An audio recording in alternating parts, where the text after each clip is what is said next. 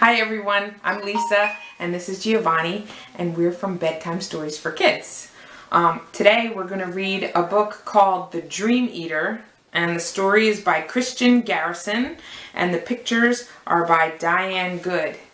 And this is a storybook that I actually had when I was a little girl, and I love this story and I read it to Giovanni and Abby all the time.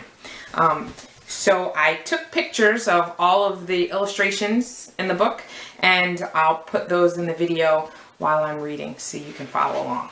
Okay.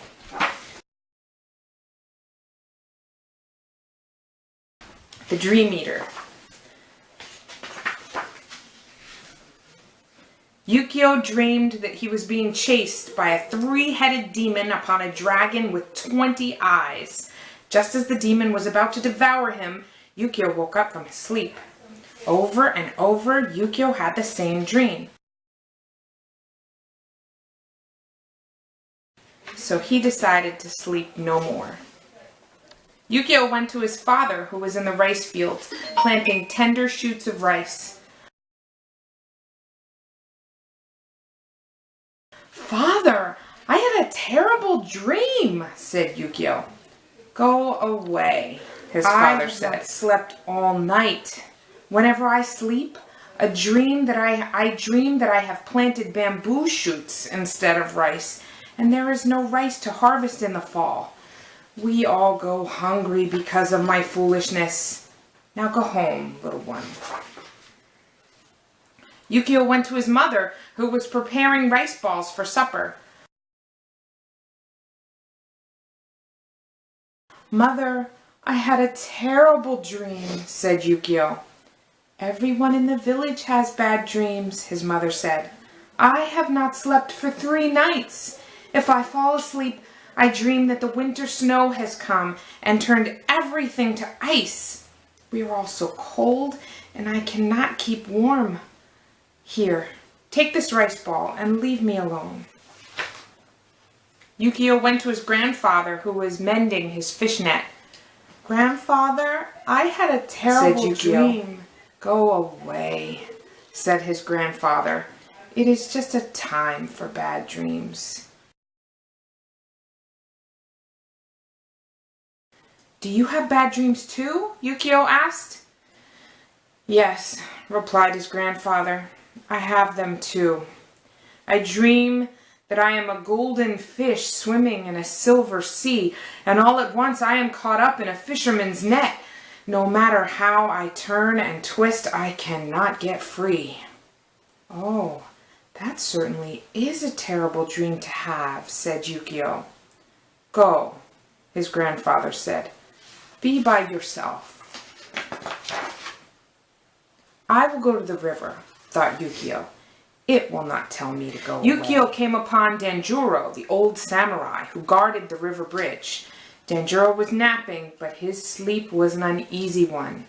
Suddenly he cried out, "Bandits! To arms! To arms!" "Master Samurai," said Ukyo, "it is only I, Ukyo." "Oh," Danjuro sighed, "I was dreaming again. I dream that the village is being attacked by fierce bandits riding brimstone horses and shooting arrows of fire. I only have a sword of bamboo with which to fight. A bamboo sword is a foolish weapon for a samurai." "Master Danjuro, I had a terrible dream too," said Ukyo. "Go away," said Danjuro sleepily. Ukyo went on his way to find a place by the river to sit and be alone. On the river bank, Ukyo sat upon some stones and listened to the breezes rattle and tap the bamboo together. The water made sighing sounds on its way to the sea. Ukyo longed to ride the river and sail away on oceans of sleep. All at once, Ukyo's eyes flew open. There at the water's edge, he saw something he had never seen before. The strangest of creatures was drinking from the river when suddenly his front feet slipped on a wet stone. Whoosh!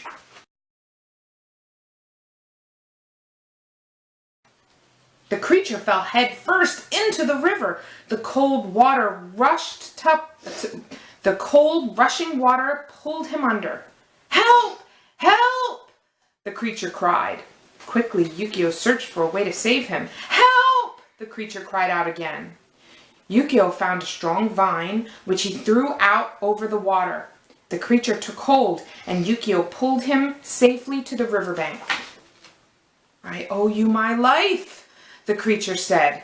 "What are you?" Ukyo asked. "I am a Baku, and so hungry I think I shall die." "I would be honored if you ate this rice ball," said Ukyo. "A Baku does not eat such things." "Oh," Ukyo said, "what does a Baku eat?" "Dreams," said the Baku. "Nightmares. I eat them. To a Baku, bad dreams are delicious." Ukyo clapped his hands in delight. "Come with me," he said, "and you shall be the fattest Baku in all Japan." On their way to the village, Ukyo and the Baku crossed the river bridge. Danjuro's dream of bandits was visiting him again, but before his visions of battle could disturb Danjuro, the Baku gobbled up the bandits, brimstone horses, arrows of fire, and all. Old Danjuro settled down into a sleep so pleasant he smiled. He started dreaming of springtime and of writing poems on bits of paper which he floated down the river like little boats with words on them. In the village, Ukyo led the Baku to his grandfather, who had fallen asleep at his work.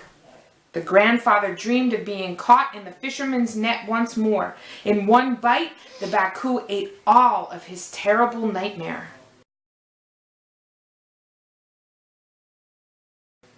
Ukyo's grandfather slept soundly for the first time in days. He began to dream of Mount Fuji, shining in the sun.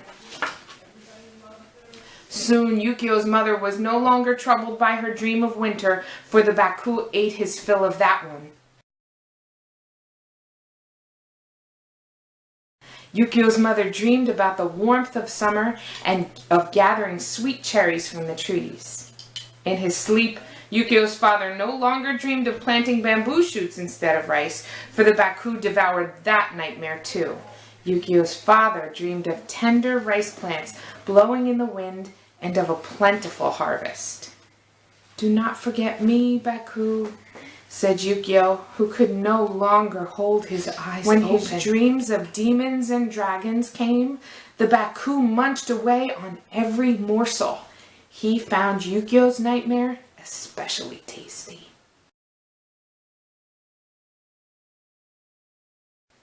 Ukyo dreamed of yellow butterflies fanning him on a hot summer day. By nightfall, the villagers slept peacefully, and the Baku, filled with all their bad dreams, was contented.